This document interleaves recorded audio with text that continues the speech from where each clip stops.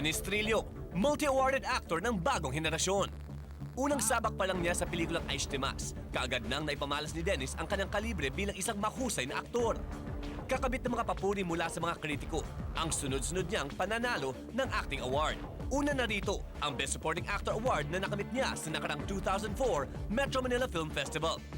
Sinundan pa ito ng Breakthrough Performance by an Actor Award ng Golden Screen Awards.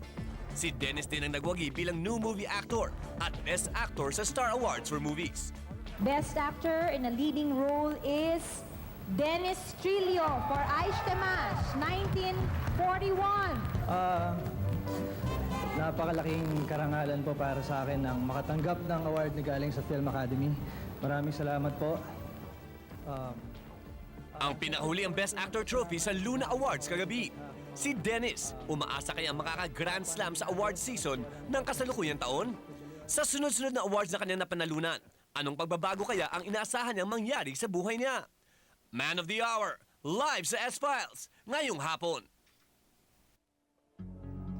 Okay mga kapuso, kasama natin 2005 Luna Awards Best Actor Dennis Trillo.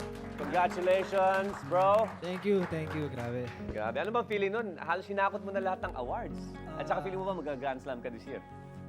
Yung sa Grand Slam, hindi ko alam kasi hindi ko alam kung paano nila masasabing Grand Slam pag okay lang ba yun kahit sa iba't ibang category na huhulog, di ba? Siguro basta may trophy ka ilalagay dun sa trophy case mo, Grand Tsaka Slam ako, na yun. hindi na siguro ako maasa kasi okay na itong mga natatanggap ko. Sobrang dami na. Tsaka, basta sobrang hindi pa rin ako makapaniwala nangyayari lahat. This is all for the same role, no?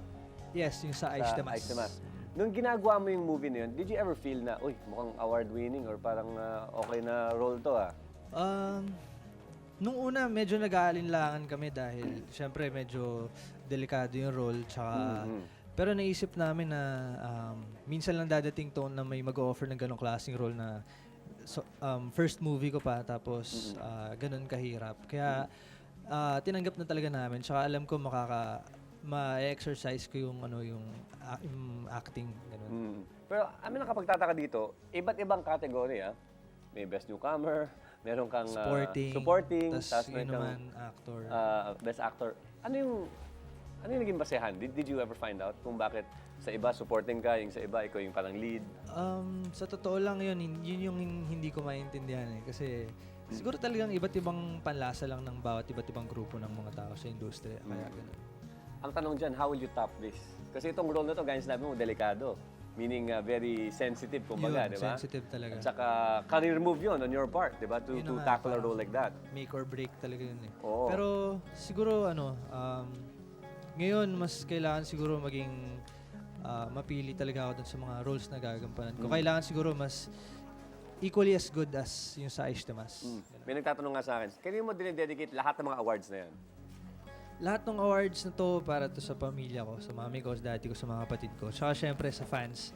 Dahil sila yung nandyan para tumangkilik. Tsaka nandyan sila lagi para sumuporta. Sa putong ito ba, can you say na, wow, I've gone a long way, or I've come a long way since you were doing mga commercials, di ba?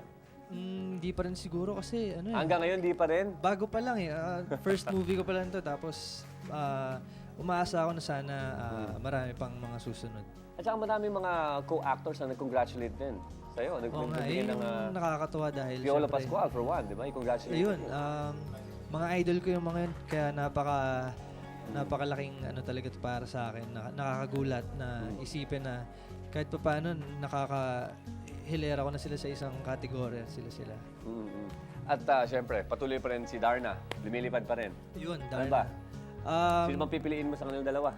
Siyempre si Darna. Tsaka may taping kami mamaya pagkatapos ito pupunta. Ay, alam naman tayo, buhay lagare, Oo, masaya. araw-araw. Diba? Siyempre, pasalamatan mo yung mga fans.